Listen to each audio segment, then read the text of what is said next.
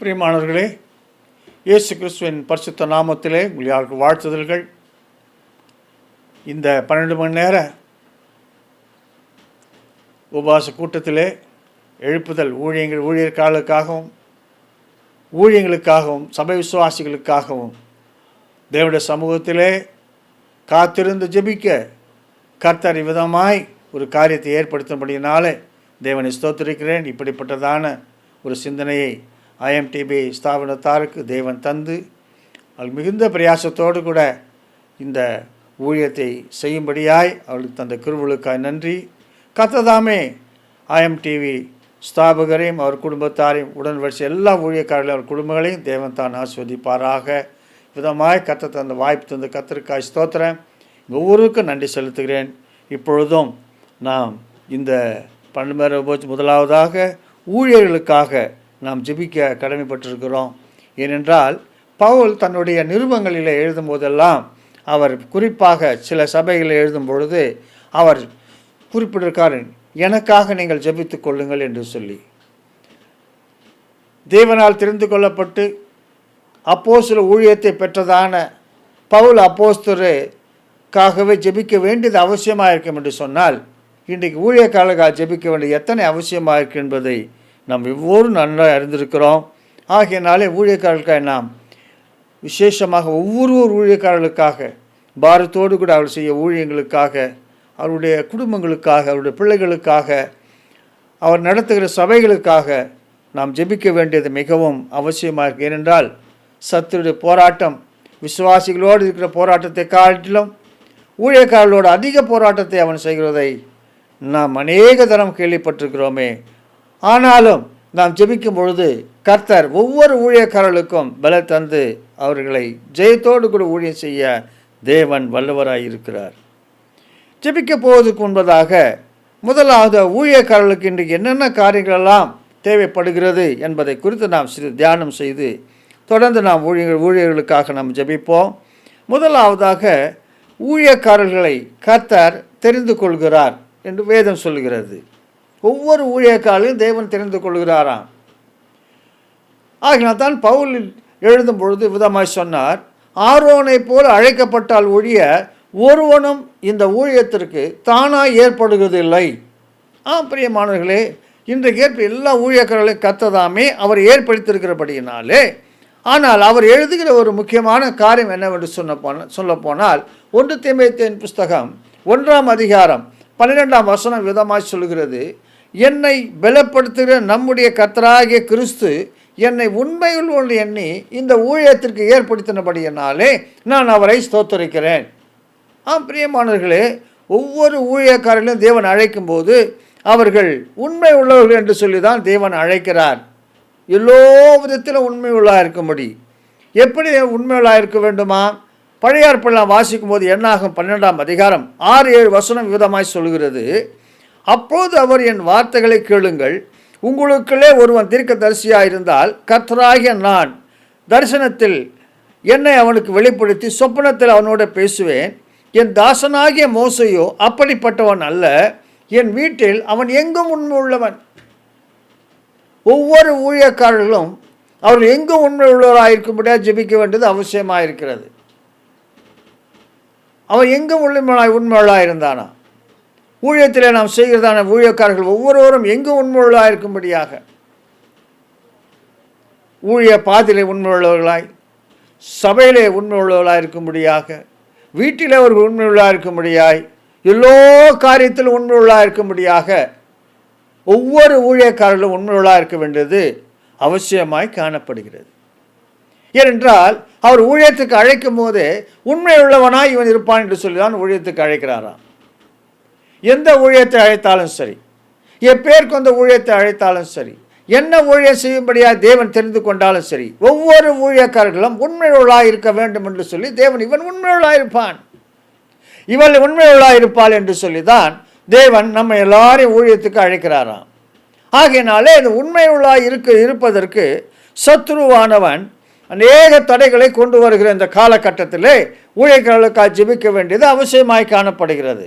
எந்த விதத்திலாவது உண்மை விட்டு பிசகி போகும்படியாய், எந்த விதத்தில் உண்மை விட்டு பின்மாறி போகும்படியாய், எந்த விதத்தில் உண்மையெடுத்து புறம்பான காரியங்களை செய்யும்படியாய் சத்துருவானவன் அவளுக்குள்ளாய் கிரியை செய்யாதபடிக்கு அவர்கள் பவுல் சொல்லுகிற வண்ணமாய் கர்த்தர் என்னை உண்மையுள்ள எண்ணி இந்த ஊழியத்துக்கு ஏற்படுத்துகிறபடினாலே அவரை நான் ஸ்தோத்திரிக்க என்று சொன்ன வண்ணமாய் அவ்விதமாய் உண்மையுள்ளவளாய் ஒவ்வொரு ஊழியக்காரர்கள் இருக்கத்தக்கதாய் நாம் அவர்களுக்காக ஜெபிக்க வேண்டியது மிகவும் அவசியமாய் காணப்படுகிறது.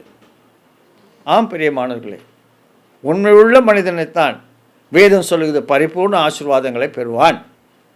ஒவ்வொரு ஊழியக்காரர் உண்மையாக இருக்கும்போது அவளுக்கு தேவன் பரிபூர்ண ஆசீர்வாதங்களை தேவன் கட்டளை கொடுப்பார். எல்லா விதத்திலும் உண்மையுள்ளதாக இருக்க வேண்டும். தேவனுடைய செய்கைகளை எல்லா விதத்திலும் உண்மைகளாக இருந்தால் நிச்சயம் அந்த ஊழியங்களை கர்த்தர் ஆசீர்வதிப்பார். அந்த ஊழியங்களை வளர செய்வார். அந்த ஊழியங்களை தேவன் பெருக செய்வார். இரண்டாவது, ஊழியக்காரர்கள் எப்படி இருக்க வேண்டும் என்று சொன்னால் அவர்கள் எல்லாவற்றுக்கும் முன்மாதிரியாக இருக்க வேண்டும்.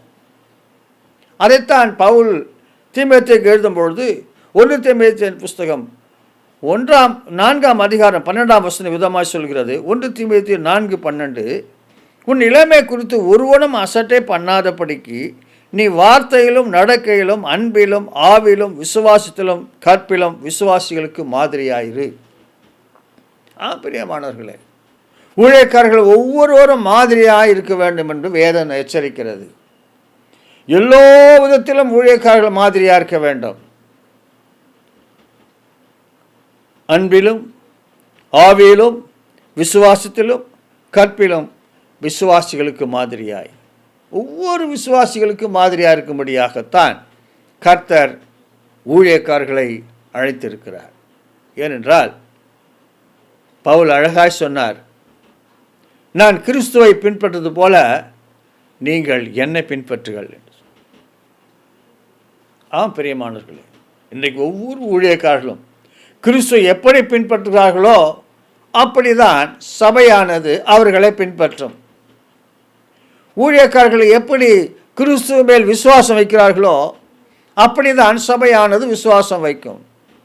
ஊழியக்காரர்கள் எப்படி தங்களுடைய செய்கைகள் எல்லாவற்றிலும் முன்மாதிரியை காண்பிக்கிறார்களோ அப்படிதான் சபையும் முன்மாதிரியாக நடக்க ஆரம்பிக்கும். ஆகையினால எல்லாவற்றிலும் முன்மாதிரியாய் ஒரு ஊழியக்காரன் இருக்க வேண்டியது மிகவும் அவசியமான ஒன்றாய் காணப்படுகிறது. ஒவ்வொரு விதத்திலும் முன்மாதிரியை காட்ட வேண்டும். அப்படி என்று சொன்னால் இந்த ஊழியக்காரன் யாரை முன்மாதிரியாக வைக்க வேண்டும்?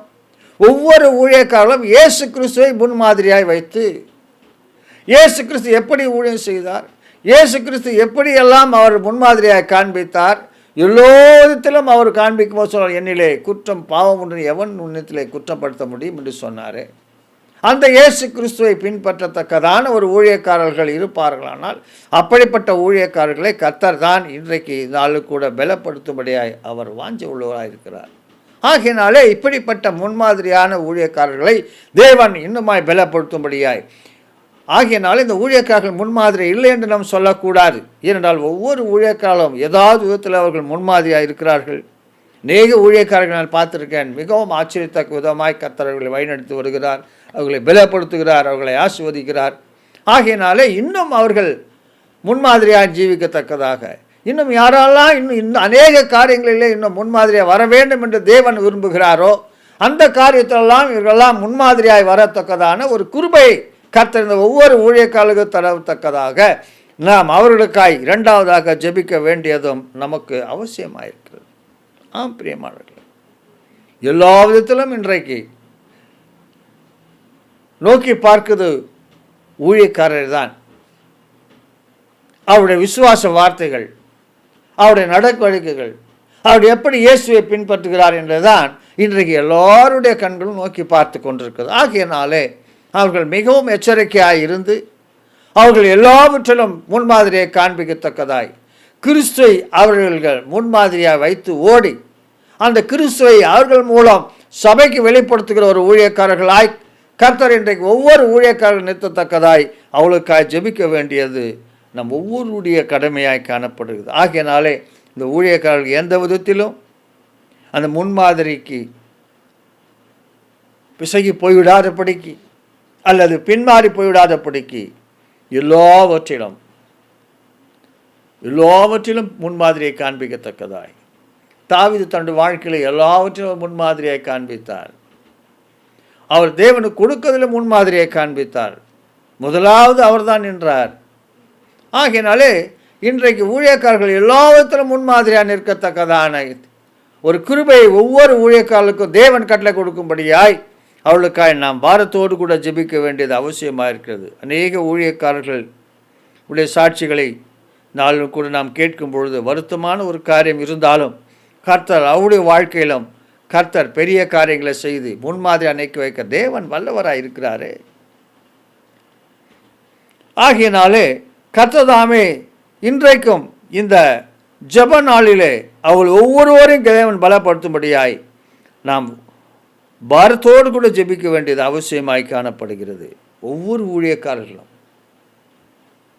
விசுவாசத்திலும் ஆவியிலும் கற்பிலும் நடக்கையிலும் வார்த்தையிலும் அவர்கள் முன்மாதிரி வைக்கும்படியாய், இப்படி எல்லா விதத்திலும் முன்மாதிரியாய் ஒரு ஊழியக்காரர் இருப்பாரானால் அந்த சபை நிச்சயமாகவே ஒரு ஆசீர்வதிக்கப்பட்ட ஒரு சபையாய் காணப்படும்.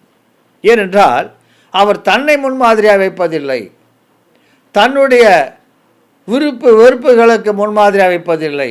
அவர் இயேசு கிறிஸ்துவை முன்மாதிரியாக வைக்கிறபடியினாலே அவரை பின்பற்றுகிற ஜனங்கள் எல்லாரும் சாட்சி உள்ள மக்களாய் அவர்கள் வாழ்வார்கள் என்பது எந்த விதத்திலும் சந்தேகமில்லை.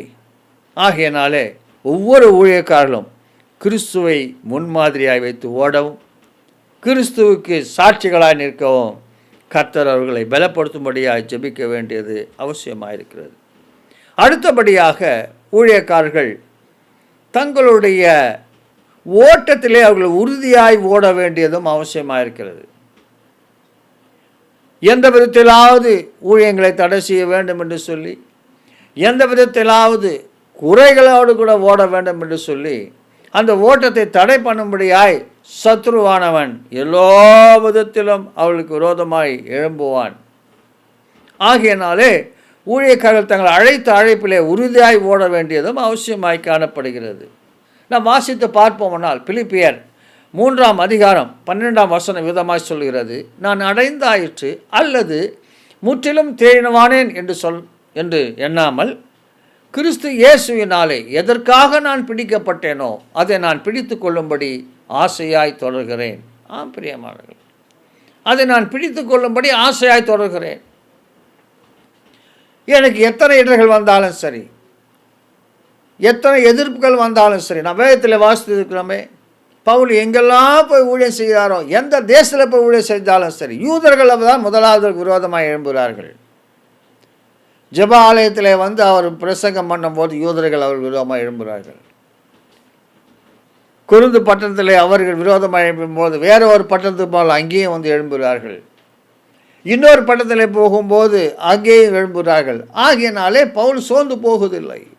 ஆகையால் அவர் சொன்னார், நான் அடைந்தாயிற்று அல்லது முற்றும் தேறினோன் எண்ணாமல் கிறிஸ்து இயேசுவினாலே எதற்காக நான் பிடிக்கப்பட்டேனோ அதை நான் பிடித்து கொள்ளும்படி ஆசையாய் தொடர்கிறேன்.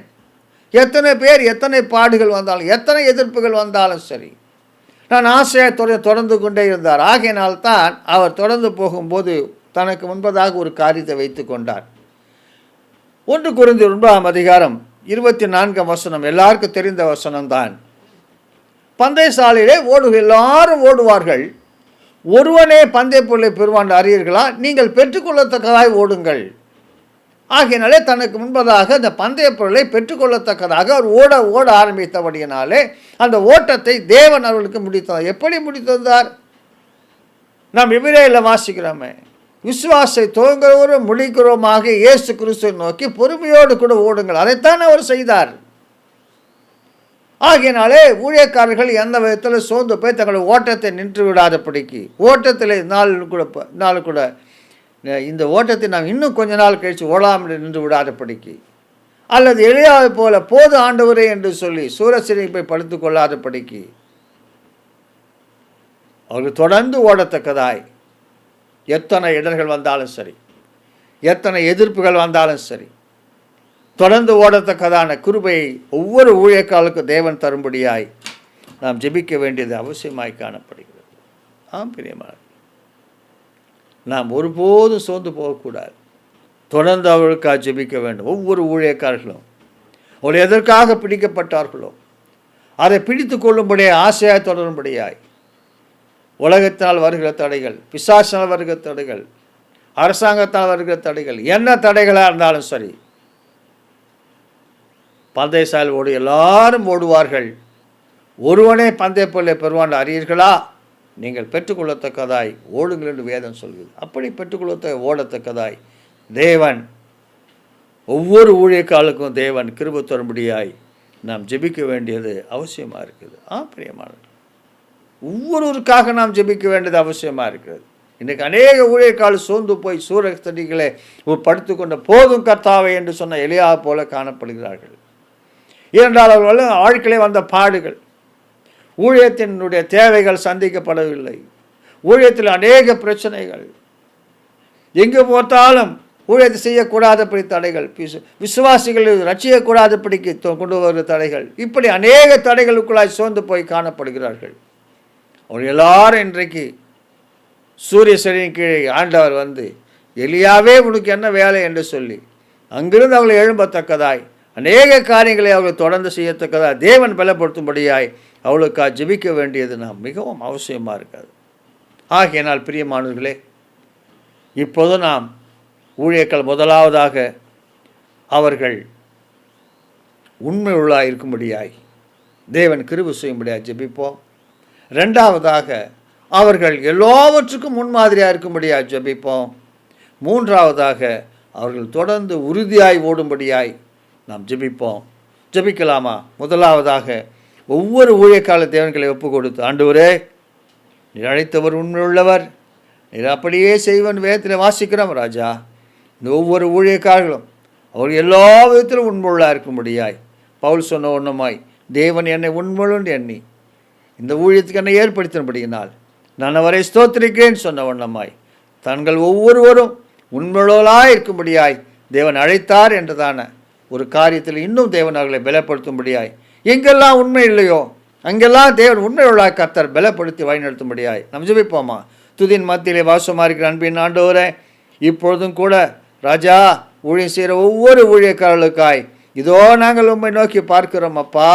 அவர்கள் ஒவ்வொருவரும் உண்மையுள்ள ஒரு ஊழியக்காரர்களாக செய்யும்படியாய், மோசை குறித்து தேவன் சாட்சி சொன்னீரே, மோசை என் தாசனாகிய மோசையோ என் வீட்டில் அவன் எங்கும் உண்மையுள்ளவன் சொன்ன வண்ணமாய் ஆண்டவரே தம்முடைய பிள்ளைகள் எங்கு உண்மையுள்ளாக இருக்கும்படியாய் அவர்களை பலப்படுத்துவீராக. எங்கெல்லாம் உண்மை இல்லாதபடிக்கு இருக்கும்படியாய் சத்துரு கொண்ட எல்லா தடைகளையும் மாற்றி அவர்கள் எல்லா விதத்திலும் அவர்கள் உண்மையுள்ளாக இருக்கும்படியாய் கர்த்தர் அவளுக்கு கிருபை தாரும் அப்பா. தேவன் நினைத்தொழுவீராக. ஒருவனும் இந்த கனமானவர் தானாக ஏற்படுதில்லை, தேவன் அவர்களை ஊழியத்துக்கு அழைத்திருக்கிறீரே, அந்த ஊழியத்தில் அவர்கள் உண்மையுள்ளாக இருக்கும்படியாய் கர்த்தர் கிருபையை கட்டளை கொடுங்க ராஜா. அவள் ஊழியங்களை கர்த்தர் ஆசீர்வதிப்பீராக. ஆண்டவரே இப்பொழுதும் கூட ரெண்டாவதாக ராஜாவே அப்போ அவள் ஒவ்வொருவரும் எல்லா விதத்திலும் அந்த முன்மாதிரிகளாக இருக்கத்தக்கதாய் ஆவியிலும் வார்த்தையிலும் விசுவாசத்திலும் கற்பிலும் நடக்கையிலும் எல்லா விதத்திலும் அவள் முன்மாதிரியாக இருக்கத்தக்கதாய் கிருபை தரும்படியாய் ஒப்பு கொடுக்குறோம்ப்பா. உண்மையே அவர்களை நோக்கி பார்த்து ஓடும்படியாய், உண்மையே அவர்கள் முன்மாதிரி வைக்கும்படியாய் வார்த்தையிலும் நடக்கையிலும் அன்பிலும் கற்பிலும் விசுவாசத்திலும் இயேசு கிறிஸ்துவே அவர்கள் முன்மாதிரியாக வைத்து ஓடத்தக்கதாய் கர்த்தர் அவளுக்கு கிருபையை கட்டளை கொடுப்பாராக. ஒருவரும் ஆண்டவரே ஒரு மனிதனையும் முன்மாதிரி வைக்காதபடிக்கு அப்பா, ஒன்றே முன்மாதிரி வைக்காதபடிக்கு எங்களுக்காக மரித்து உயிர்த்தெழுந்திருக்கிற இயேசு கிறிஸ்து ஒருவரையே அவர்கள் முன்மாதிரி வைக்கத்தக்கதாய் கர்த்தர் அவளுக்கு கிருபை தாரும் அப்பா. எல்லா விதத்திலும் நீர் எங்களுக்கு முன்மாதிரி வைத்திருக்கிற ஐயா, எல்லா விதத்திலும் நீங்கள் எங்களை சாட்சியாக வைத்திருக்கிற ஆண்டவரே, எல்லாவற்றையும் என் தேவன் நடப்பித்து காண்பித்திருக்கிறப்பா. உண்மையே முன்மாதிரியாக வைத்து நடக்கத்தக்கதாய் ஒவ்வொரு ஊழியக்காரர்களுக்கும் என் தேவன் கிருபைகளை கட்டளை கொடுப்பாராக. அப்பா, உண்மையுள்ள மனுஷன் பரிபூர்ண ஆசீர்வாதங்களை பெறுவான் நாங்கள் வேதத்தில் வாசிக்கிறோமே, அந்த பரிபூர்ண ஆசீர்வாதங்களை ஒவ்வொரு ஊழியக்காரர்களுக்கும் என் தேவன் கட்டளை கொடுப்பாராக. அதே வண்ணமாய் தகப்பனே, ஒவ்வொரு ஊழியக்காரர்களும் அப்பா உண்மையுள்ளவர்களாய் மாத்திரமல்ல, முன்மாதிரி மாத்திரமல்ல, ஓடுகிற ஓட்டத்திலே அவர்கள் விசுவாசத்தோடு கூட ஓடும்படியாய், பலத்தோடு கூட ஓடும்படியாய், உறுதியாய் ஓடும்படியாய், பெற்றுக்கொள்வோன்ற நம்பிக்கையோடு கூட ஓடும்படியாய் கர்த்தர் கிருபையை கட்டளை கொடுப்பாராக. ஆமாண்டவரே, பந்தய சாலை எல்லாரும் ஓடுவார்கள், ஒருவனே பந்தயப்பொருளை பெறுவான் அறியீர்களா? நீங்கள் பெற்றுக்கொள்ளத்தக்கதாய் ஓடுங்கள் என்று சொன்னீரே. ஒவ்வொருவரும் பெற்றுக்கொள்ளத்தக்கதாய் ஓட கிருபை தாருங்க. அநேக தடைகள் அப்பா, உலகத்தினால் வருகிற தடைகள், அரசாங்கத்தினால் வருகிற தடைகள், பிசாசினால் வருகிற தடைகள், இப்படி எல்லா விதத்திலும் வருகிற எல்லா தடைகளையும் ஆண்டவரே கர்த்தாவே அவர்கள் எல்லாம் மேற்கொண்டு ஓடத்தக்கதாய் கர்த்தர் அவளுக்கு கிருபை தாருங்க. நீங்கள் பலப்படுத்துங்க ராஜா. அப்பா, விசுவாச தொடங்குகிறவர் நீர், முடிக்கிறவர் நீர். அப்பா, உமக்குள்ளாய் அவள் ஒவ்வொருவரும் ஆண்டவரை பலத்தோடு கூட ஓடி தங்கள் எந்த காரியத்துக்காய் என்ன நோக்கத்துக்காய் தேவன் அழைத்தீரோ அந்த நோக்கத்தை நிறைவேற்றுங்கப்பா. அவர்கள் எல்லாரும் உறுதியாய் ஓடி நல்ல போராட்டத்தை ஓட்டத்தை முடித்தேன்னு சொல்லத்தக்கதாய் ஒவ்வொருவருக்கு கிருபை தாருங்க. தேவன் வைத்திருக்க நீதின் கிரீடத்தை ஒவ்வொருவரும் பெற்றுக்கொள்வாளாக. ஊழியங்களை ஆசிர்வதிங்கப்பா. ஆண்டவரே, ஒவ்வொரு ஊழியங்களையும் பழுகட்டும் பெருகட்டும். ஆண்டவரே, சபைகள் பெருகட்டும் ராஜா. உடைய ராஜ்யம் கட்டப்படுவதாக.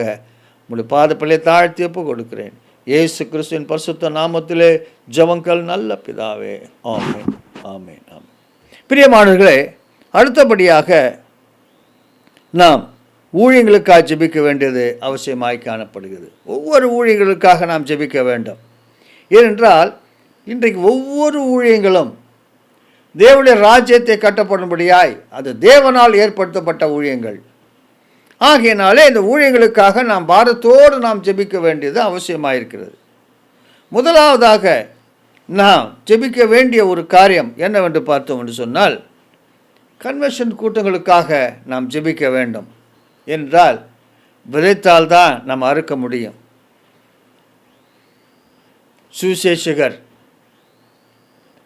இந்த ஊழியத்தை செய்தால்தான் அறுவடை செய்ய முடியும். ஆகையினாலே இன்றைக்கு கன்வென்ஷன் கூட்டங்கள் மிகவும் குறைவாய் காணப்படுகிறது. விசேஷமாக நம்முடைய தேசத்தில் கன்வென்ஷன் கூட்டங்கள் மிகவும் குறைவாய் காணப்படுகிறது. அதுக்கு அநேக காரியங்கள் நாம் அறிந்திருக்கிறோம். ஆனாலும் தேவன் நோக்கி நாம் விண்ணப்பிக்கும் பொழுது கர்த்தர் நிச்சயமாய் திரும்பவும் கன்வென்ஷன் கூட்டங்களை ஏற்படுத்தி திரும்பவும் அற்புத அடையாளங்கள் நடப்பித்து திரும்பவும் தேவன் ஜனங்களை ரட்சிக்க அவராலே கூடும். ஆகையினாலே இந்த கன்வென்ஷன் கூட்டங்களுக்காக நாம் ஜெபிக்க வேண்டியது அவசியமாக இருக்கிறது. ஆம் பிரியமானவர்களே, விதைக்காவிட்டால் எப்படி அறுக்க முடியும்? அறிவிக்கிறவன் இல்லாவிட்டால் எப்படி கேள்விப்படுவார்கள்? ஆகையினாலே சுவிசேஷ கூட்டங்கள் அறிவிக்கத்தக்கதாக நாம் பாரத்தோடு ஜெபிக்க வேண்டியது அவசியமாக இருக்கிறது. ஆதி நாட்களிலே இந்த சுவிசேஷ கூட்டங்கள் மூலம்தான் அநேக ரட்சிக்கப்பட்டதே நாம் நாளை கூட கேள்விப்படுகிறோமே, நாம் இதை குறித்து வாசித்திருக்கிறோமே.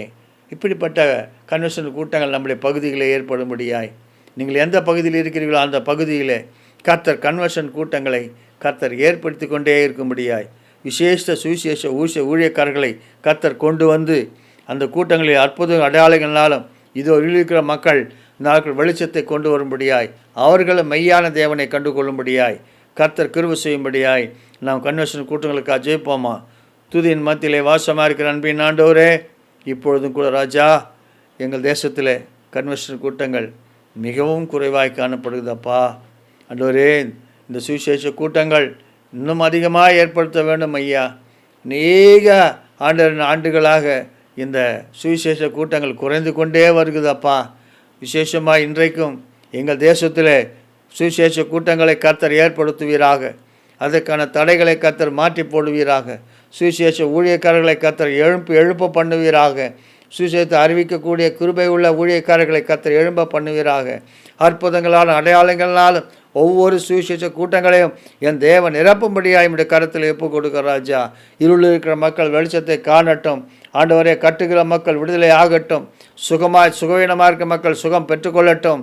ஆண்டவரே, ஒவ்வொரு கூட்டங்களிலும் அற்புதம் நடக்கட்டும் ஐயா. அதிசயம் நடக்கட்டுங்கத்தாவே. ஆத்துமாக்கள் உம்மை கண்டு கொள்ளட்டும்.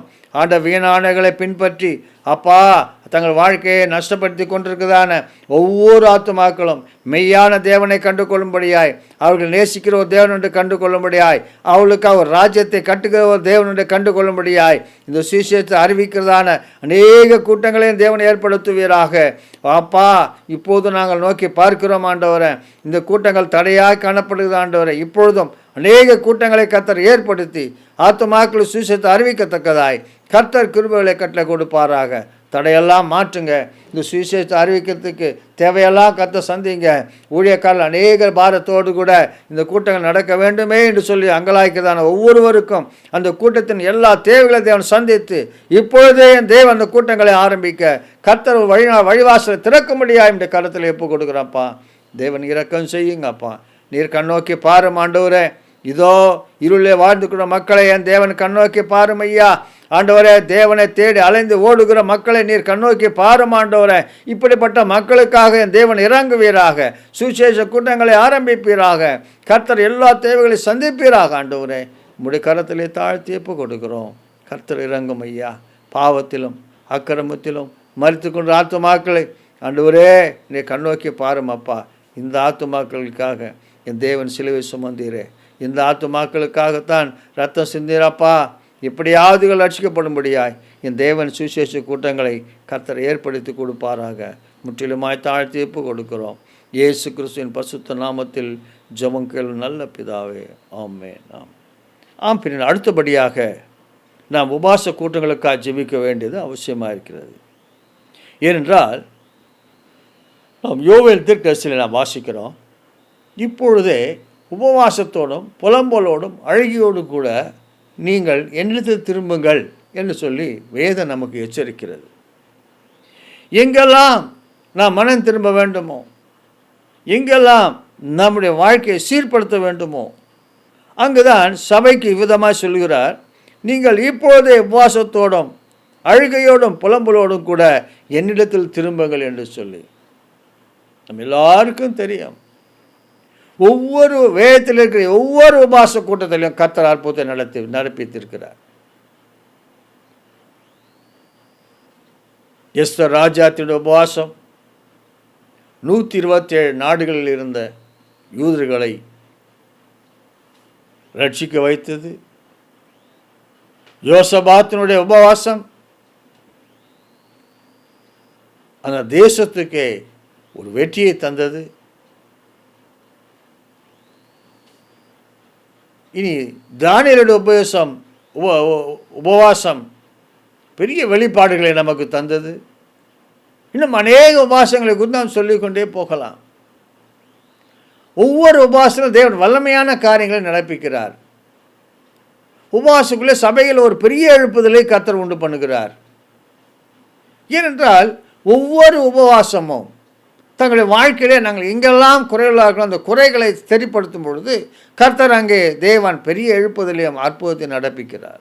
ஆகையினால்தான் ஒவ்வொரு சபைகளும் உபவாச கூட்டம் நடப்பிக்க வேண்டியது அவசியமாய் காணப்படுகிறது. இன்றைக்கு உபவாச கூட்டம் என்று சொன்னால் ஏதோ பேரளவிலே நடக்கிற உபவாச கூட்டங்களை குறித்து கர்த்தர் அவிதமாய் கரிசனையாக இருக்க மாட்டார்.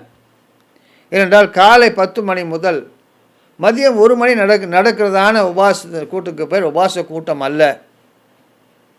அவர்கள் காலையிலிருந்து மாலை வரையிலும் தேவனுடைய சமூகத்திலே காத்திருந்தார்களாம்.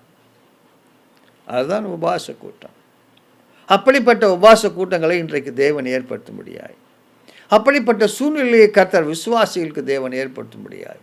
அப்படிப்பட்டதான நிலைமை ஒவ்வொரு சபையிலும் தேவன் உண்டு பண்ணும்படியாக ஆண்டவரே நாங்கள் ஒரு பகல் முழுவதும் நம்முடைய பாதப்பள்ளியை காத்திருக்கும்படியான ஒரு உபவாச கூட்டத்தை எங்கள் சபைக்கு நீங்கள் ஏற்படுத்தாரும் ஐயா. இது ஏதோ வழக்கத்திற்கு பழக்கத்துக்குமான ஒரு உபவாச கூட்டம் அல்ல. இந்த உபவாச கூட்டத்தில் அற்புதம் நடக்கணும். இந்த உபவாசக்குள்ள அதிசயம் நடக்கணும். இந்த உபவாச கூட்டத்தில் அநேகருடைய வாழ்க்கை மனம் திரும்பணும். அதுக்கு தான் உபவாசம். இதோ சபைக்கு உபவாசம் அல்ல, சபையை சீர்திருத்த ஒரு உபவாசம், சபையில் ஒரு எழுப்புதல் உண்டு பண்ணும்படியான ஒரு உபவாசம், தடைகளும் கட்டுகளும் உடைக்கப்படும்படியான ஒரு உபவாசம். அதுதான் உபவாசம். அதுக்கு 2 மணி நேரம் உபவாசம், அல்லது 2.5 மணி நேரம் உபவாசம், அல்லது 3 மணி நேரம் உபவாசம் போதாது. காலை முதல் மாலை வரையிலும் தெய்வ சமூகத்திலே காத்து நோக்கி பார்த்து, ஆண்டவரே எங்கள் தேசத்துக்காக, எங்கள் சபைகளுக்காக, எங்கள் விசுவாசிகளுக்காக நாங்கள் மன்றாடுகிறோம். அதுதான் உண்மையான உபவாசம். எஸ்ரா சொன்னார்,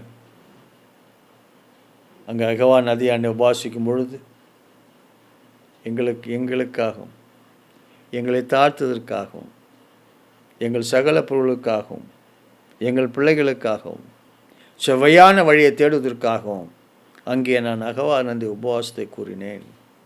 இது எல்லாத்துக்கும் நாம் உபவாசிக்க வேண்டும். எங்களுக்காகவும் எங்களை தாழ்த்ததற்காகவும். ஐயா, தாழ்த்ததற்கே ஒரு உபவாசம் தேவை. எங்கள் பிள்ளைகளுக்காக உபவாசம் தேவை. எங்கள் சகல பொருள்களுக்காகவும், உங்கள் வீடு, நீங்கள் வேலை செய்கிற இடம், எல்லாத்துக்காகவும் ஒரு உபவாசம் தேவை. செவ்வையான வழியை தேடுவதற்கு, நாங்கள் போலுக்கு இந்த பரலோக ராஜ்யத்துக்கு நாங்கள் சரியான பாதையில் போய் இந்த பரலோக ராஜ்யத்தில் சேருவதற்கு ஒரு உபவாசம் தேவை. ஆகையினாலே இந்த உபவாச கூட்டங்களை ஒவ்வொரு சபையிலும் தேவனை ஏற்படுத்த வேண்டியது அவசியமாக இருக்குது. இந்த உபவாச கூட்டங்களுக்காக நாம் ஜெபிக்க வேண்டும். பாரம்பரிய உபவாச கூட்டங்கள் எல்லாம் கர்த்தர் மாற்றி இந்த உபவாசத்தினால் எஸ்ரா சொன்ன ஒன்றம்மா எல்லாவற்றுக்கும் ஒரு உபவாசத்தை இப்போ சபைகளில் தேவன் ஏற்படுத்தும்படியாய், அதன் மூலம் சபையில் ஒரு எழுப்புதலை கர்த்தர் உண்டு பண்ணும்படியாய்,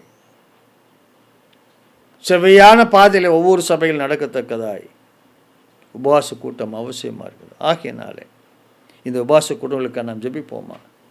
துதின் மத்தியிலே வாசமாக இருக்கிற அன்பின் ஆண்டவரே, அம்மையா நீதானே எங்களுக்கு சொல்லிக்கிறப்பா, இப்பொழுது அழுகையோடும் புலம்பலோடும் கூட இடத்தில் திரும்புங்கள் என்று சொல்லி, உபவாசத்தோடும் அழுகையோடும் புலம்பலோடும் கூட என்னிடத்தில் திரும்புங்கள் என்று சொன்னீரே, உம்மிடத்தில் நாங்கள் திரும்ப ஒரு உபவாச நாளை எங்களுக்கு ஏற்படுத்தாருங்க. ஒவ்வொரு சபைகளும் ஒவ்வொரு வீடுகளிலும் உபவாச கூட்டம் நடக்கட்டும் ஆண்டவரே. இந்த உபவாச கூட்டம் எங்களுக்காகவும் எங்களை தாழ்த்துவதற்காகவும் எங்கள் பிள்ளைகளுக்காகவும் எங்கள் சகல பொருளுக்காகவும் நாங்கள் செவ்வையான வழியை தேடுவதற்காய் ஒரு உபவாசத்தை கர்த்தர் ஏற்படுத்தி தாரும் ஐயா. நாங்கள் போகிற பாதை சரியான பாதையா என்பதை அறிந்து கொள்வதற்கும் எங்களுக்கு ஒரு உபவாசம் தேவை. அப்படிப்பட்ட உபவாசத்தை கர்த்தர் ஏற்படுத்தி கொடுப்பாராக. ஆண்டவரே, அப்படிப்பட்ட உபவாசம்தான் ஆண்டவரே எங்கள் வாழ்க்கையிலே ஆசீர்வாதத்தை கொண்டு வரும். நம்முடைய பாதப்படி நாங்கள் காத்திருக்கோம், நாள் முழுவதும் காத்திருக்க கிருபை தருவீராக. இப்படிப்பட்ட உபவாச கூட்டங்களை கர்த்தர் இன்னும் அதிகமாய் சபைகளை ஏற்படுத்துங்க. ஒவ்வொரு விசுவாச குடும்பங்களை ஏற்படுத்துவீராக. இந்த உபவாச கூட்டம் மூலம் சத்துருவை வெட்கப்படுத்தும்படியாய், எங்கள் தேவனுடைய ராஜ்யம் கட்டப்படும்படியாய் கர்த்தர் இரக்கங்களை கட்டளை கொடுப்பாராக. இந்த உபவாசத்தின் மூலம் நீங்கள் ஜெயம் பெற்று கொண்டார்களே, அவ்விதமாக ஜெயம் பெற்றுக்கொள்ளத்தக்கதாய் கர்த்தர் இரக்கம் பாராட்டும் ஐயா. முற்றிலுமாய் தாழ்த்தி ஒப்பு கொடுக்கிறேன்.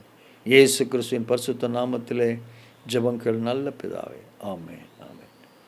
பிரியமானவர்களே, அடுத்தபடியாக இந்த வாலிபர் மத்தியிலே ஒரு எழுப்புதல் வர வேண்டியது அவசியமாக இருக்கிறது. வாலிபர்கள் இந்த நாளிலும் கூட அவர்கள் மத்தியில் எழுப்புதல் வர வேண்டும் என்று தான் அநேகர் நாள் கூட பிரயாசப்படுகிறார்கள். அது ஒரு நல்ல ஒரு காரியம்தான். ஆனால் இந்த வாலிபர் மத்தியில் எழுப்புதல் வர வேண்டும் என்று சொன்னால் அவர்களுக்காக விசேஷ கூட்டங்கள் ஏற்படுத்தும் மாத்திரமல்ல, அப்படிப்பட்ட கூட்டங்களை ஏற்படுத்தும்படியாக அதற்காக பாரமாக ஜெபிக்க வேண்டியதும் அவசியமாக இருக்கிறது. என்று சொன்னால் இன்றைக்கு வாலிபர் கூட்டங்கள் வழக்கத்திற்கு பழக்கத்திற்குமாய் ஆராதனை நேரம், பாடல் நேரம், இப்படியாகவே வாலிபர் கூட்டங்கள் கடன் செல்லுகிறது. ஒவ்வொரு வாலிபனும் தங்கள் வாழ்க்கையில் எவ்விதமாய் கர்த்தருக்கு சாட்சியாக நிற்க வேண்டும் என்று சொல்லுகிறதான ஒரு கூட்டங்களை இன்றைக்கு கர்த்தர் ஏற்படுத்தும்படியாக வாலிபர் மத்தியிலே ஊழிய செய்கிற ஊழியக்காரர்கள் வாலிப பிள்ளைகளை கர்த்தருக்காக எப்படியாவது நேர்வழி நடத்தும்படியாய்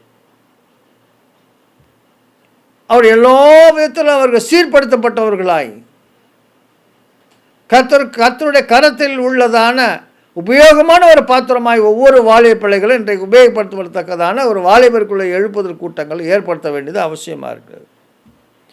பவுல் தீமோத்தேயுக்கு எழுதும் போது விதமாய் சொன்னார், ஒரு வீட்டிலே பொன்னும் வெள்ளியும் மரமும் கல்லுமான அநேக பாத்திரங்கள் உண்டு, சில கனத்திற்கும் சில கனவீனத்திற்கும் உரியது என்று சொன்னார். ஆகையினால இந்த பவுல் வாலிபனாக இருக்கிறபடியினாலே அவருக்கு இந்த வார்த்தையை அவர் அழகாக இந்த வார்த்தையை அவருக்கு எழுதியிருக்கிறார்.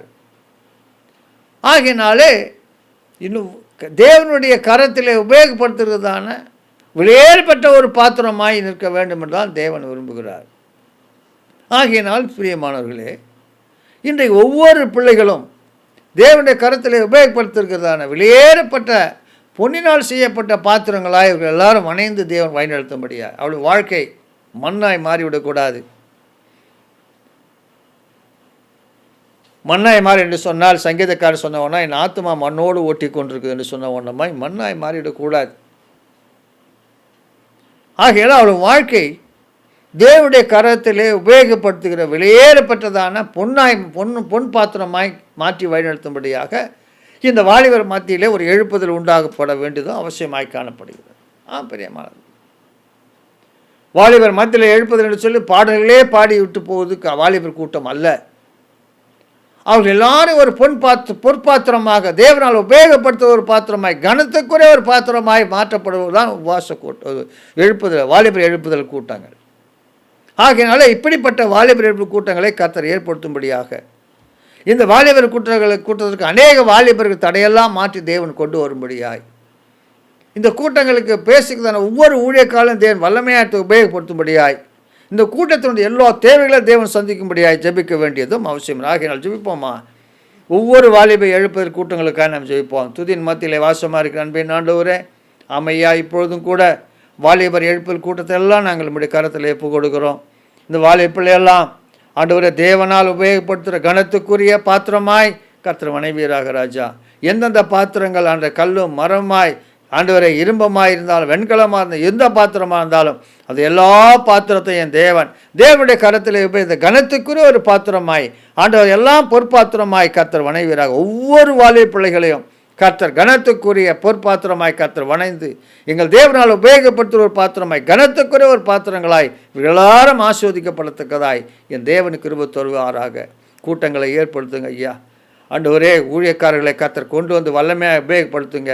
ஒவ்வொரு வார்த்தையும் ஒவ்வொரு வாலிபனையும் மனம் திரும்ப வைக்கட்டும் ஆண்டவரே. அவர் எந்த விடத்திலே அந்த வாலிபர்கள் பின்மாறி போயிருந்தாலும், அவர் எவ்விதமான அவர்கள் பாவத்தில் இருந்தாலும், அவர்கள் எல்லாரும் வார்த்தையினாலே அவர் உணர்த்தப்பட்டு அவர் வாழ்க்கையை தேவனுக்கு ஒப்பு கொடுக்கிறதான ஒரு நிலைமைக்குள்ளாய் என் தேவன் கொண்டு வரும்படியாய் இந்த கருத்தில் ஒப்பு கொடுக்கிற ராஜா. கர்த்தர் நீங்கள் பொறுப்படுத்திக் கொள்ளுங்க. ஒரு வாலிபனும் ஆண்டவரை ஒரு சாதாரண வாலிபனாய் தீர்ந்து விடக்கூடாது. ஒவ்வொரு வாலிபனும் தேவனுடைய கருத்திலே உபயோகப்படுத்துகிற கனத்துக்கு ஒரு பாத்திரமாய் கர்த்தர் வணைந்து வழிநடத்துவாராக. கர்த்தருடைய கருத்தில் ஒப்பு கொடுக்கிறேன் ராஜா. நீர் எங்கள் தேவன், வேண்டுவதற்கும் ஆண்டவர் நாங்கள் நினைப்பதற்கும் அதிகமாய் கிரியை செய்கிற தேவன். இப்படிப்பட்ட காரியத்தை வாலிபர் மத்தியிலே தேவன் செய்கிறபடியினாலே உராலாப்பா குரஷந்தரா தேவன் நன்றி செலுத்துகிறான்ப்பா. கர்த்தர் அவிதமாய் செய்ய ஆரம்பித்து விட்டபடியினாலே ஒவ்வொரு வாலிபர்களுக்கும் தேவன் இவ்விதமாய் செய்ய கிருபை தருகிறபடியினாலே உமக்கு நன்றி செலுத்துகிறார் ராஜா. தொடர்ந்து நீங்கள் வழி நடத்துங்க ஆண்டவரை. இப்படிப்பட்ட கூட்டங்களுக்கு ஆயத்தப்படுகிற எல்லா ஊழியக்காரர்களையும் ஸ்தாபனங்களையும் வேலை செய்கிற ஒவ்வொரு கர்த்தர் ஆசீர்வதிப்பீராக.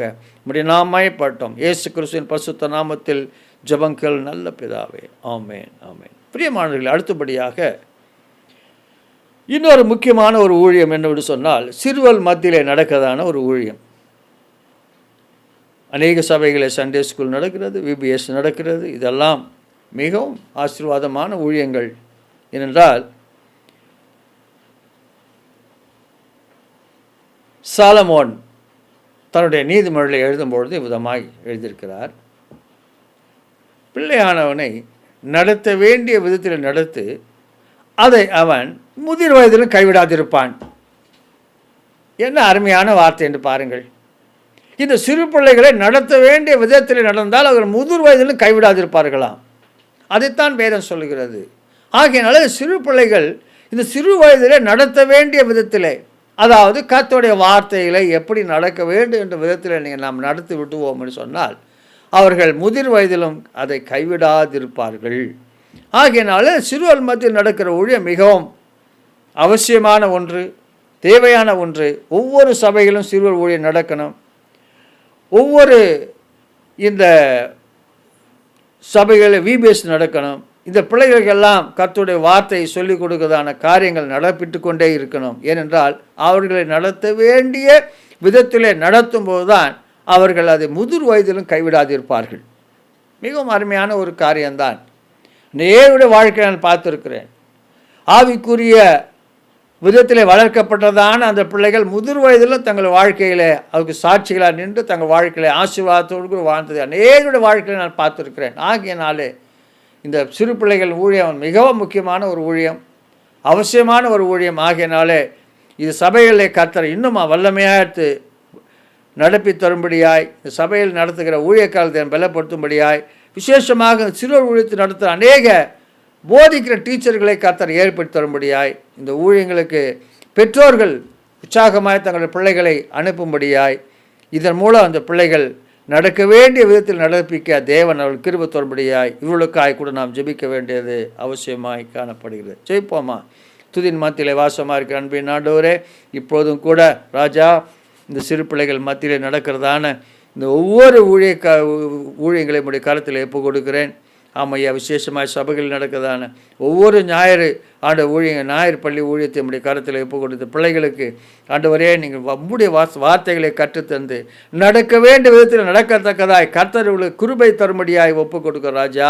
இந்த இப்படிப்பட்ட ஊழியத்தில் ஆண்டவரே இந்த சிறுபைகள் மத்தியில் ஊழியம் செய்ய அநேக போதகர்மார்களை கர்த்தர் ஏற்படுத்துங்க. அவர்கள் இந்த பிள்ளைகளுக்கு எப்படி போதிக்க வேண்டும் ஞானத்தை தருவீராக, பலத்தை கட்டளை கொடுப்பீராக. அப்பா, இப்படி எங்கெல்லாம் இப்படிப்பட்ட ஊழியர்கள் நடந்து கொண்டிருக்குதோ அந்த ஊழியத்தெல்லாம் கர்த்தர் இன்னும் ஆசீர்வதித்து அந்த ஊழியத்தை பெருக பண்ணுவீராக. எங்கெல்லாம் இன்னும் நடக்கவில்லையோ அங்கெல்லாம் நடக்க என் தேவன் இன்றைக்கு ஒரு வாசலை திறக்கும்படியாக இந்த கருத்தில் ஒப்பு கொடுக்கிற ராஜா. இந்த சிறு பிள்ளைகள் ஆண்டவரே நடக்க வேண்டிய விதத்தில் இப்பொழுதிருந்தே கர்த்தருடைய வசனத்திலே போதிக்கப்பட்ட பிள்ளைகளாய், கர்த்தருடைய வசனத்தினால் தங்கள் இருதயத்தை நிரப்பின ஒரு பிள்ளைகளாய், தங்கள் வசனத்தை இருதயத்தில் எழுதி கொண்ட ஒரு பிள்ளைகளாய் கர்த்தர் நடத்துவீராக. இந்த பிள்ளைகள் மத்தியில் அநேக அற்புதங்கள் நடப்பையும் ஐயா. ஆம் ஆண்டவரே, இந்த பிள்ளைகள் எதிர்காலத்தில் ஒவ்வொரு பிள்ளைகளும் எந்தெந்த எல்லாம் கர்த்தர் இந்த பிள்ளைகளை தெரிந்து கொள்கிறோ அங்கெல்லாம் நாமத்தை மையப்படுத்த ஒரு பிள்ளைகளாய் கர்த்தர்களை ஆசீர்வதிக்க. ஆமாப்பா, நாங்கள் வேதத்தில் வாசிக்கிறோமே, உங்கள் பிள்ளையெல்லாம் கர்த்தரால் போதிக்கப்பட்டிருப்பார்கள், அவளுடைய சமாதானம் பெரிதாக இருக்கும் என்று சொன்னீர் ஐயா.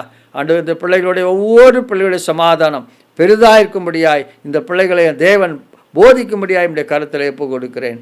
கர்த்தர் ஒவ்வொரு நீங்கள் போதிங்க, அவருடைய சமாதானம் பெரிதாக இருக்கட்டும், அவளை ஆசீர்வதிங்க, ஊழியம் செய்கிற ஒவ்வொரு ஆசீர்வதிங்க, சபைகளை ஆசீர்வதிங்க.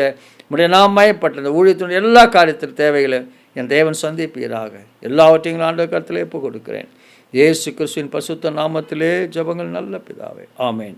பிரியமானவர்களே, இந்த சிறு பிள்ளை ஊழியத்தை தான் தேவனின் அன்னமாய் ஆசீர்வதித்து அவர்கள் நடக்க வேண்டியவர்கள் நடப்பிக்கும்படியாக, அவருடைய சமாதானம் பெரிதாக இருக்கும்படியாய் கர்த்தர் இந்த பிள்ளைகளை போதிக்கும்படியாக கர்த்தர் அனுக்கிரகம் செய்வாராக. அடுத்தபடியாக சபைகளுக்காக நாம் ஜெபிக்க வேண்டியது ஒவ்வொருடைய கடமையாய் காணப்படுகிறது என்று சொன்னால், இன்றைக்கு விசுவாசிகள் மத்தியிலே அநேக போராட்டங்களை சத்ருவான் கொண்டு வருகிறான். நமக்கு தெரியும், மாம்சத்தோடு இரத்தத்தோடு மாத்திரமல்ல, வானமல்ல பொல்லாதாயிரோடு நமக்கு போராட்டம் உண்டு என்று சொல்லி, எப்படியாகிலும் பரலோக ராஜ்யத்துக்கு போகக்கூடாதபடிக்கு தடை செய்யும்படியாக, எப்படியாகிலும் அந்த ஓட்டத்தை நிறுத்திவிடும்படியாய் சத்ருவான அநேக தடைகளை விசுவாசிகள் வாழ்க்கையிலே கொண்டு வருகிறதை நாம் காண்கிறோம். ஆனால் இப்படிப்பட்ட தடைகளும் இப்படிப்பட்ட காரியங்கள் அந்த ஆரம்ப நாட்களில் விசுவாசிகளானவர்கள்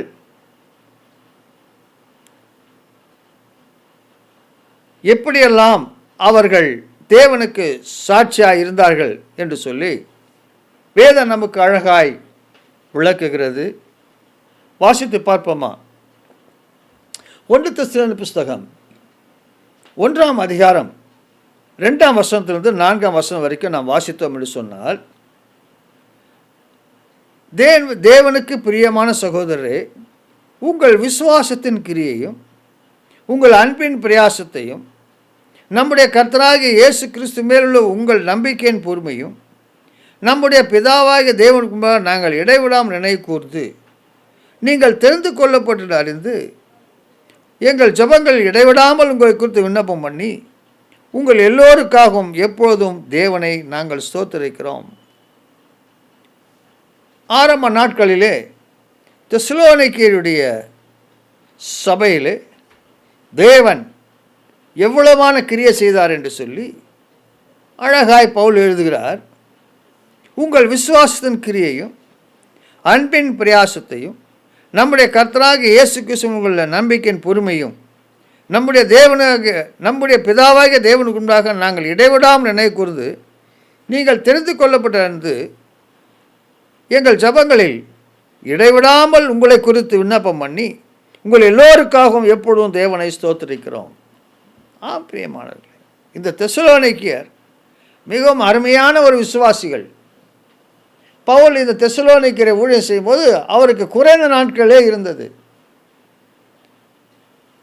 ஏறக்குறைய ஒரு மாதம் என்று கூட சொல்லலாம். 4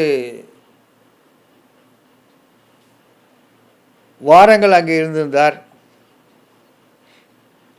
4 வாரங்களும், இன்னும் சொல்லப்போனால் 3 வாரங்கள் அல்லது 4 வாரங்கள், அவ்வளவுதான். அந்த 4 வாரங்கள் மட்டும்தான் அவர்களுக்கு சுவிசேஷம் பிரசங்கிக்கப்பட்டது ஓய்வு நாளிலே. ஆனால் அந்த 4 வாரங்களுக்குள்ளாக இந்த விசுவாசிகள் எல்லாரும் எப்படியெல்லாம் அவங்கள் வாழ்க்கையிலே அவர்கள் கிரியை செய்ய ஆரம்பித்தார்கள். ஆச்சரியமான ஒரு காரியம். உங்கள் விசுவாசன் கிரியையும் அன்பின் பிரயாசமும் கர்த்தராகிய இயேசு கிறிஸ்துவின் மேல் உள்ள நம்பிக்கையின் பொறுமையும் நாங்கள் இடைவிடாமல் நினைவு கூர்ந்து உங்கள் எல்லோருக்காகவும் நாங்கள் பிதாவுக்கு முன்பாக நாங்கள் எப்பொழுதும் நாங்கள் ஸ்தோத்திரிக்க கடனாளிகளாக இருக்கிறோம் என்று சொல்லி அங்கே அவளை குறித்து ஒரு சாட்சியோடு கூட எழுதி நாம் வாசித்தோம். பாருங்கள், எத்தனை அருமையான ஒரு சாட்சியின் ஜீவித்தை அவர்கள் வாழ்ந்து காட்டியிருக்கிறார்கள். விசுவாசத்தின் கிரியை, அன்பின் பிரயாசம், இயேசு கிறிஸ்துவின் நம்பிக்கையின் பொறுமை, இப்படியெல்லாம் அவர்கள் தங்களுடைய வாழ்க்கையிலே சாட்சிகளை வாழ்ந்ததுனாலே அவர்கள் யாராருக்கெல்லாம் சாட்சியாக இருந்தார்களாம். அது அதை விட ஒரு ஆச்சரியமான ஒரு காரியம் என்று சொல்லுவோம்னா வாசித்து பார்க்கலாமா? அதே அதிகாரம் 1 தெசலோனிக்கேயர் 1ஆம் அதிகாரம் 6ஆம் வசனம். நீங்கள் மிகுந்த உபத்திரத்திலே பரிசுத்த ஆவியின் சந்தோஷத்தோடு திருவசனத்தை ஏற்றுக்கொண்டு எங்களை கர்த்தரை பின்பற்றுவதாகி இவ்விதமாய் மக்கெதோனியாவிலும் அகாயமுள்ள விசுவாசிகளுக்கு மாதிரியானீர்கள். என்ன ஒரு ஆச்சரியமான ஒரு விசுவாசிகள் என்று பாருங்கள். விசுவாசத்தின் கிரியை, அன்பின் பிரயாசம், இயேசு கிறிஸ்துவின் நம்பிக்கையின் பொறுமை, இவை எல்லாவற்றையும் அவர்கள் நடப்பிக்கிறதுக்கு அவர்கள் மிகுந்த உபத்திரத்தில் அவர்கள் இருந்த காலத்தில் தான் இப்படிப்பட்ட ஒரு சாட்சியில் அவர்கள் வாழ்ந்தார்கள். ஒருவேளை இன்றைக்கு அநேக விசுவாசிகள் விதமாக சொல்லி விசுவாசிகள் சொல்லலாம், பாஸ்டர் எங்கள் வாழ்க்கையில் இருக்கிற போராட்டம் உங்களுக்கு தெரியாது, எங்களுக்கு வீட்டிலும் போராட்டம், வெளியிலும் போராட்டம், எங்களுக்கு எல்லா இடத்திலும் போராட்டம் பாஸ்டர், எங்களால் சாட்சிகளாக ஜீவிக்க முடியவில்லை. உண்மைதான். ஆனால் இந்த தெசலோனிக்கேயருக்கு நம்மை காட்டிலும் அதிகமான போராட்டம் இருந்திருக்கு என்பதிலே சந்தேகம் இல்லை. ஏனென்றால் அவர்கள் அப்போதுதான் முதல் உலகத்திலேயே முதல் கிறிஸ்துவானவர்கள். அவர்கள் எல்லாரும் அவர்களுக்கு எப்பேர் கொண்ட உபத்திரம் வந்திருக்கும் என்று சொல்லி எவ்விதமாய் பிசாசன் அவர்களுக்கு விரோதமாய் போராடி பண்ணுவதை நம்மால் யூகிக்க முடியும். ஆனால் அவர்கள் ஒன்று செய்தார்களாம். அவர்கள் மிகுந்த உபத்திரத்திலே பரிசுத்தாவின் சந்தோஷத்தோடு கூட அவருடைய விசுவாசத்திலே கிரியை நடப்பித்தார்கள், அன்பிலே பிரயாசப்பட்டார்கள், கர்த்தராகிய இயேசு கிறிஸ்துவின் மேல் ஒரு நம்பிக்கையை பொறுமையோடு கூட காத்திருந்தார்கள். ஏன் அது நம்மால் செய்ய முடியாது? அதே தெசலோனிக்கேயரில் இருந்த அதே இயேசு கிறிஸ்து நமக்கு இருக்கிறார். அதே தெசலோனிக்கேயரில் இருந்த ஆவியானவர் தான் நமக்கு இருக்கிறார். ஆகையினால ஏன் நம்மால் அப்படிப்பட்டதான ஒரு விசுவாசத்துக்குள்ளே நம்மால் ஆழ முடியாது? நிச்சயமாய் முடியும். அவர்களாக மக்கெதோனியாவிலும் விசுவாசிகளுக்கு சாட்சிகளாய் மாறிவிட்டார்களாம். இங்கே அகாயாவிலும் மக்கெதோனியாவில் இருக்கிறதான விசுவாசிகள் எப்போதும் குறை சொல்லிக் கொண்டே இருந்தார்கள். எங்களால் இப்படிப்பட்ட போராட்டத்தில் இயேசு கிறிஸ்து சாட்சியாக நிற்க முடியாது, எங்களால் இப்படிப்பட்டதான காரியத்திலே அவருக்கு நாங்கள் உண்மையாக இருக்க முடியாது, எங்களால் இப்படிப்பட்டதான சோதனை எங்களால் நின்று கொள்ள முடியாது என்று அகாயாவிலும் மக்கெதோனியாவிலும் இந்த விசுவாசிகள் சொன்னாங்களாம். அவருக்கு இவர் எழுதினார். அவர் இப்படி தெசலோனிக்கேயர் அங்கே போய் சொன்னாங்களாம், மக்கெதோனியாவில் உள்ளவர்களே, அகாயாவில் உள்ளவர்களே, உங்களை எல்லாருக்கும் சொல்லுவது என்றால் இப்படிப்பட்ட உபத்திரம் உங்களுக்கு என்ன உபத்திரம் இருக்குதோ அதே உபத்திரம் தான் எங்களுக்கும் எங்கள் வாழ்க்கையிலும் உண்டு. ஆனால் நாங்கள் என்ன செய்கிறோமா, மிகுந்த உபத்திரத்திலே பரிசுத்த ஆவியின் சந்தோஷத்தோடு திருவசனத்தை ஏற்றுக்கொண்டு எங்களையும் கர்த்தரை பின்பற்ற நாங்கள் எல்லாரும் திருவசனத்தை நாங்கள் சந்தோஷத்தோடு ஏற்றுக்கொண்டு ஆவியின் பலத்தினாலே கர்த்தரையும் எங்களுக்கு போதித்து நாங்கள் பின்பற்றினோம் என்று அவள் சொன்னார்களா அவளுக்கு போய் அப்போதுதான் உணர்ந்து கொண்டார்கள். இன்றைக்கும் அன்பார்களே, இதை கேட்டுக்கொண்டு உங்களுக்கு ஒவ்வொருவருக்கும் நான் சொல்லுகிறதான அன்பான ஒரு காரியம் என்னவென்று சொன்னால், உபத்திரம் தான் உங்கள் வாழ்க்கையிலே என்று சொன்னால், போராட்டம் தான் உங்கள் வாழ்க்கையில் என்று சொன்னால், நீங்கள் பரிசுத்தாவின் சந்தோஷத்தோடு கூட அவையெல்லாம் மேற்கொள்ள முடியும் என்பதுதான் உண்மையான ஒரு சாட்சி. அவளுக்கு இவ்வளோ பெரிய காரியம் வந்தது. விசுவாசத்தில் அவளுக்கு ஒரு போராட்டம் வந்தது. அவள் விசுவாசத்தில் அவர்கள் பிரயாசப்பட்டார்கள். விசுவாசத்தில் அவர்களால் கிரியை செய்ய ஆரம்பித்தார்கள். ஒவ்வொரு விசுவாசத்தில் போராட்டம் போது கிரியை செய்ய ஆரம்பித்தார்கள். அன்போடு கூட இருக்க வேண்டும் என்று சொல்லி அவர்கள் பிரயாசப்பட்டார்கள். அந்த அன்புக்கு விரோதமாக அவளுக்கு விரோதமாக காரியங்கள் நடப்பிக்கும் போது, அவர்களுடைய விரோதமாக ஆத்துமாக்கள் செய்யும்போது அவர் என்ன சொன்னாலும் அன்பில் இன்னும் பிரயாசப்பட்டார்களாம். உங்கள் வாழ்க்கையில் நீங்கள் அப்படிப்பட்டதான பிரயாசத்தை பட வேண்டியது தான் அவசியமாய் காணப்படுகிறது. உங்களுக்கு விரோதமாய் ஆத்துமாக்கள் எழும்பலாம், உங்களுக்கு விரோதமாய் காரியங்கள் நடப்பிக்கலாம். ஆனால் நீங்கள் செய்ய வேண்டிய ஒரே ஒரு காரியம் அன்பின் பிரயாசம். இன்னும் நீங்கள் அன்பிலே பிரயாசப்படும் பொழுது சத்துரு வெட்கப்படுவார். ஆகையினாலே நான் அன்பாக இருக்க வேண்டும் தான் நினைக்கிறேன். ஆனால் இப்படிப்பட்ட மனிதர்கள் மத்தியிலே என்னால் அன்பாக இருக்க முடியல நீங்கள் ஒருபோது சொல்லக்கூடாது. ஏனென்றால் இப்படிப்பட்டதான அன்பில்லாத மக்கள் மத்தியில் தான் இந்த தெசலோனிக்கர் அன்பிலே அவர்கள் பிரயாசப்பட்டார்களாம். ஆகையினால நீங்கள் பிரயாசப்படும் போது உங்கள் பிரயாசத்தை கர்த்தர் ஆசீர்வதிப்பார், உங்கள் பிரயாசத்தை உதவி செய்வார். வேறு சொல்லுகிறது, அவர் தாமே சோதிக்கப்பட்டு பாடுபட்டதுனாலே சோதிக்கப்படுவர்களுக்கு உதவி செய்ய அவர் வல்லவராயிருக்கிறார். நீங்கள் சோதிக்கப்படுவதற்கு முன்பதாகவே சோதிக்கப்பட்ட ஒருவராகிய நம்முடைய கர்த்தராகிய இயேசு கிறிஸ்து உங்களுக்கு உதவி செய்ய அவர் வல்லவராயிருக்கிறார். ஆகையினாலே நீங்கள் சோர்ந்து போக வேண்டியதில்லை. ஆகையினால் மிகுந்த உபத்திரம் வந்தாலும் பரிசுத்த ஆவியின் சந்தோஷத்தோடு கூட நீங்கள் சாட்சிகளாக ஜீவிக்க முடியும். ஆகையினாலே நீங்கள் சோர்ந்து போகாதிருங்கள். அவர்கள் மிகுந்த உபத்திரத்திலே பரிசுத்த ஆவியின் சந்தோஷத்தோடு திருவசனத்தை ஏற்றுக்கொண்டு எங்களையும் கர்த்தரை பின்பற்றுவர்களாகி இப்படி அகாயங்களும் மெகாலும் அவர் சாட்சிகளாக நின்றார்கள். இன்றைக்கு உங்களுக்கு கர்த்தர் சாட்சியாக நிற்க வேண்டும் என்று விரும்புகிறார். சபை விசுவாசிகளை சோர்ந்து போகாதிருங்கள். உங்களுக்கு இருக்கிற போராட்டத்துக்கு முன்பதாக 2000 வருஷத்துக்கு முன்பாக தெசலோனிக்கர்களுக்கு வந்திருக்கிறது. அவர்களை கர்த்தர் வழிநடத்த முடியும் என்று சொன்னால் ஏன் உங்களை கர்த்தர் வழிநடத்த முடியாது? அவர்கள் விசுவாசத்திலே கிரியை செய்வர்களாக செய்ய முடிய தேவனால் முடியும். ஏன் உங்கள் வாழ்க்கையிலே தேவன் அவிதமாக செய்ய முடியாது? அவர்கள் அன்பிலே பிரயாசப்பட வைக்க தேவனால் முடியும் என்று சொன்னால் ஏன் உங்களை அன்பிலே பிரயாசப்பட வைக்க முடியாது? அவர்கள் கர்த்தராகிய இயேசு கிறிஸ்து மேல் இருக்கிற நம்பிக்கையிலே பொறுமையோடு இருக்க வைக்க தேவனால் முடியும் என்று சொன்னால் ஏன் உங்கள் வாழ்க்கையிலே தேவன் உங்கள் இயேசு கிறிஸ்து மேல் இருக்கிற நம்பிக்கையிலே பொறுமையோடு இருக்க வைக்க ஏன் அவராலே முடியாது? ஆகையினாலே பவுல் சொன்ன வண்ணமாய் நீங்களும் சொல்லுங்கள், என்னை பலப்படுத்துகிற கிறிஸ்துவினாலே எல்லாவற்றையும் செய்ய எனக்கு பலன் உண்டு. ஆகையினாலே உங்கள் வாழ்க்கையில் எல்லாவற்றையும் செய்யத்தக்கான பலனை கொடுக்கிறதான் நம்முடைய கர்த்தராகிய இயேசு கிறிஸ்து. ஒருபோதும் சோர்ந்து போகக்கூடாது, ஒருபோதும் பலவீனப்படக்கூடாது, ஒருபோதும் பின்மாறி போகக்கூடாது, ஒருபோதும் சாக்கு போக்கு சொல்லக்கூடாது. விசுவாசிகள் எல்லோரும் முன்மாதிரியாக இருக்கும்படியாகத்தான் தேவன் இந்த உலகத்திலே நம்மை உலக தோற்றத்துக்கு முன்பதாகவே தெரிந்து கொண்டிருக்கிறார். பிரியமானவர்களே, உலகத்தில் வருகிற போராட்டங்களும் உலகத்தில் வருகிற பாடுகளும் உலகத்தில் வருகிற கஷ்டங்கள்லாம் அவருக்கு தெரியாதவைகள் அல்ல. ஆகையினாலே எல்லாவற்றையும் தேவன் நன்மைக்கு ஏதுவாய் நடத்துகிறவர், எல்லாவற்றையும் தேவன் நன்மைக்கு ஏதுவாய் நடத்துகிறவராம். ஆகையினாலே தெசலோனிக்கர் என்ன நினைத்திருப்பார்கள்? எங்களுக்கு விசுவாசத்திலே எங்களுக்கு போராட்டம் வந்தபடினால்தான் நாங்கள் இன்னும் விசுவாசத்திலே கிரியை செய்தோம். ஏதோ விசுவாசம் நினைக்கிறதெல்லாம் நடந்த மாதிரி இருந்திருந்தால் நாங்கள் இவ்வளவுக்கு விசுவாசத்தில் கிரியை செய்ய எங்களுக்கு விசுவாசத்தில் எங்களுக்கு மிகுந்த போராட்டம் வந்தது. ஆகினால இன்னும் நாங்கள் விசுவாசத்தில் உறுதியாக இருந்தோம். கர்த்தர் எங்களுக்கு ஜெயம் தந்தார். அன்பின் பிரயாசம் அவருக்கு விரோதமாக அநேகர் எழும்பியிருப்பார்கள். அன்பிலே கிரியை செய்யக்கூடாதபடிக்கு நன்மை செய்தால் நன்மைக்கு தீமை செய்கிற மக்கள் அவர் சுற்றி இருந்திருப்பார்கள். ஆனாலும் அவர்கள் என்ன செய்தார்கள்? அன்பிலே இன்னும் பிரயாசப்பட்டார்கள். அடுத்தபடியாக கர்த்தராகிய இயேசு கிறிஸ்துவின் மேல் ஒரு நம்பிக்கையின் பொறுமை. எல்லாரும் சொன்னார்கள் இயேசு கிறிஸ்து வரப்போகிறார். ஆகையினால இயேசு கிறிஸ்து வரப்போகிறார் என்று சொன்னால் இத்தனை வருடங்கள் வரவே இல்லை என்று சொல்லி அவளை சுற்றி அநேக மக்கள் கேள்வி கேட்குற வழியில் அவருக்கு என்ன செய்தார்களாம்? நம்பிக்கையின் பெருமையார் கூட, என் தேவன் வாக்குத்தம் பண்ணி உண்மை உள்ளவர், நிச்சயமாய் அவர் சொன்னபடியே வருவார், சொன்னபடியே என்னை பரலோகத்துக்கு கொண்டு செல்வார் என்று நம்பிக்கை பொறுமையோடு கூட இருந்தார்களாம். ஏன்? அவர்களை நடத்தின தேவன் உங்களை ஏன் நடத்த முடியாது? ஆகையினால் பிரியமானவர்களே, ஒவ்வொரு விசுவாசிகளும் விசுவாசத்தில் கிறிஸ்தவ விசுவாசிகளாய் மாறுங்கள். அன்பிலே பிரயாசப்படுகிற மக்களாய் மாறுங்கள்.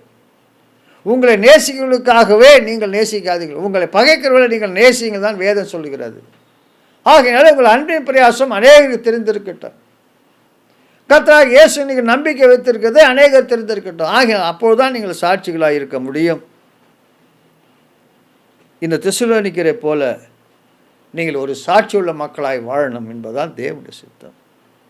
ஆகையினால் சபை விசுவாசிகள் ஒவ்வொருவர்களுக்காக அவர்கள் விசுவாசத்தில் கிரியை செய்கிற ஒரு சபையின் விசுவாசிகளாய், அன்பிலே பிரயாசப்படுகிற ஒரு சபையின் விசுவாசிகளாய், கர்த்தராகிய இயேசு கிறிஸ்துவின் மேல் நம்பிக்கையும் பொறுமையோடு ஒரு விசுவாசிகளாய் எல்லாரையும் கர்த்தர் வழிநடத்தும்படியாக தேவன் நிச்சயமாய் ஒவ்வொருவரையும் இப்படி நடத்த வேண்டும் என்று சொல்லித்தான் தேவன் விரும்புகிறார். அப்படிப்பட்ட ஒரு சாட்சியுள்ள விசுவாசங்களாய், விசுவாச குடும்பங்களாய் கர்த்தர் ஆசீர்வதிக்கும்படியாய். அநேக குடும்பங்களிலே சமாதானம் இல்லை, அநேக குடும்பங்களிலே வறுமை, அநேக குடும்பங்களிலே கடன் பிரச்சனை, அநேக குடும்பங்களிலே வியாதி, அநேக குடும்பங்களிலே பிரிந்திருக்கிறது. இப்படிப்பட்ட குடும்பத்தை எல்லாம் இன்றைக்கு நாம் தேவனுக்கு ஒப்பு கொடுத்து, ஆண்டவரே இந்த குடும்பங்களுக்காகத்தான் என் தேவன் எல்லாவற்றையும் சிலுவையில் செய்து முடித்திரையா. எல்லாரும் நீர் கண் நோக்கி பாருங்கள். ஒவ்வொரு விசுவாச குடும்பமும் ஒரு தெசலோனிக்கேயில் வாழ்ந்த விசுவாசிகளைப் போல அந்த குடும்பங்கள் மாறட்டும் ஆண்டவரே. அவர்கள் விசுவாசத்தில் கிரியை செய்கிற குடும்பங்களாய் மாறட்டும், அன்பிலே பிரயாசப்படுகிற குடும்பங்களாய் மாறட்டும். கர்த்தராகிய இயேசு நம்பிக்கை பொறுமையோடு கொடுக்கிற குடும்பங்களாய் கர்த்தர் மாற்றுவீராக. ஜெயிப்போமா. துதியின் மத்தியிலே வாசமாக இருக்கிற அன்பின் ஆண்டவரே, இப்பொழுதும் உடைய வார்த்தைகளை கேட்ட ஒவ்வொரு பிள்ளைகளையும் உடைய கருத்திலே போடுகிறேன் ஐயா. ஒவ்வொரு குடும்பங்களும், ஒவ்வொரு சபையில் ஒவ்வொரு குடும்பங்களும் தெசலோனிக்கேயர் இருந்த போல அவர்கள் மிகுந்த உபத்திரத்திலே அப்பா அவர்கள் அன்பின் பிரயாசத்தோடு கூட அப்பா விசுவாசன் கிரியோடு கூட கர்த்தராகிய இயேசு கிறிஸ்துவின் மேலுக்கு நம்பிக்கை பொறுமையோடு கூட இருக்க கர்த்தர் விதமாய் ஒரே அவர்கள் அகாவுக்கும் மெகதான் சாட்சியது போல இன்றைக்கு உலகத்தில் இருக்கிற அநேக சபைகளுக்கும் அப்பா அறியாத மக்களுக்கு முன்பாய் இவர்கள் எல்லாரும் சாட்சிகளாக நிற்கத்தக்கதாய் கர்த்தர் இன்றைக்கும் பலப்படுத்தும் ஐயா. பசுத்த ஆவி சந்தோஷத்துன்னு வாசிக்கிறோமே, ஆவியானவர் ஒவ்வொரு குடும்பங்களையும் பொறுப்படுத்திக் கொள்ளுங்க. எந்தெந்த குடும்பங்களே சமாதானம் இல்லையோ அந்த குடும்பங்களுக்கு சமாதானத்தை கட்டளை கொடும் ஐயா. எந்தெந்த குடும்பங்கள் பிரிந்திருக்குதோ அந்த குடும்பங்களை தேவன் ஒன்று சேர்ப்பீராக. ஆண்டவர் எந்தெந்த குடும்பங்களின் ரட்சிப்பு இல்லையோ அந்த குடும்பத்துக்கு ரட்சிப்பை கட்டளை கொடுப்பீராக. எந்தெந்த குடும்பத்தில் அவங்க வாழ்க்கையிலே ஆண்டவரை குறைகளோடு இருக்கிறார்களோ அவருடைய குறையெல்லாம் நிறைவாக்குவீராக. ஆண்டவரை எல்லா பிரச்சனைகளையும் கர்த்தர் மாற்றி போடுங்க. அவளுக்கு விரோதமான போராட்டங்களிலே அவர்கள் ஜெயம் பெற்றுக் கொள்ளத்தக்கதாய் கர்த்தர் கிருபைகளை கட்டளை கொடுப்பாராக. தேவனே நீ இறங்கும் ஐயா. உம்முடைய பரிசுநாமம் மாத்திரம் மயப்பட்டோம். ஒவ்வொரு குடும்பங்களையும் என் தேவன் விசுவாசத்திலே கிரியை செய்யும், அன்பிலே பிரயாசப்படும். கர்த்தராகிய இயேசு கிறிஸ்துவின் மேல் வைத்திருக்க பொறுமை நம்பிக்கை பொறுமையோடு இருக்கத்தக்கதாய் அவளை ஆசீர்வதிப்பீராக. ஒவ்வொரு குடும்பம் ஆஸ்வதிக்கப்பட்டோம். ஒவ்வொரு குடும்பத்திலும் சமாதானம் உண்டாக இருக்கட்டும். ஒவ்வொரு குடும்பம் எல்லாவற்றையும் வாழ்ந்து சுகமாக இருக்கட்டும். ஆண்டவரை அவள் வாழ்க்கையில் எல்லா கண்ணீரை துடையும் ஐயா. எல்லா கவலைகளையும் கர்த்தர் மாற்றி போடுங்க. எங்களை நேசிக்கிறவர் உண்டு, எங்களுக்கு விசுவாசத்தில் கிரியை செய்கிறவர் உண்டு, எங்கள் அன்பிலே பிரயாசிக்கிறவர் உண்டு, எங்களுக்கு ஆண்டவர் நம்பிக்கை பொறுமை தருவர் உண்டு என்பதை அவளை விசுவாசித்து நாமத்தை மையப்படுத்த ஒவ்வொரு குடும்பங்களை கர்த்தர் ஆசீர்வதிப்பீராக. அப்பா சங்கீதக்காரர் 102 சங்கீத ஒன்றுமாய் கர்த்தருக்கு பயப்படுற மனிதன் விதமாய் ஆஸ்வதிக்கப்படுவான்னு சொன்ன ஒன்றுமாய் கர்த்தர் சியோனிலிருந்து ஒவ்வொரு குடும்பங்களையும் தேவன் ஆசீர்வதிப்பீராக. அவள் என்றென்றும் ஆசீர்வாதமாக கிருபைத்தாருங்க. கர்த்தர் பலப்படுத்துவீராக. ஆவியானவரை நீங்கள் ஆளுகை செய்யுங்க. எல்லா துதியும் கனம் மையம் ஒருவருக்கே இயேசு கிறிஸ்துவின் பரிசுத்த நாமத்திலே ஜெபங்கள் நல்ல பிதாவே. ஆமென் ஆமென். பிரியமானவர்களே, உங்கள் ஒவ்வொருவரையும் கர்த்தர் ஆசீர்வதிக்கட்டும். தொடர்ந்து பலப்படுத்துங்க. அப்பா நாம் மைப்படுவதாக. தொடர்ந்து ஒவ்வொரு குடும்பத்தின் மூலம் கர்த்தருடைய நாம் உயர்த்தப்படட்டும். தொடர்ந்து நீங்கள் ஜெபியுங்கள். அநேக குடும்பங்களுக்காக நீங்கள் ஜெபியுங்கள். கர்த்தர் உங்களை ஒவ்வொருவரையும் நீங்கள் ஜெபிப்பது மூலம் உங்கள் குடும்பத்தையும் அநேக குடும்பங்களையும் கர்த்தர் ஆசீர்வதிப்பாராக. கர்த்தருடைய நாமம் மகிமைப்படட்டும்.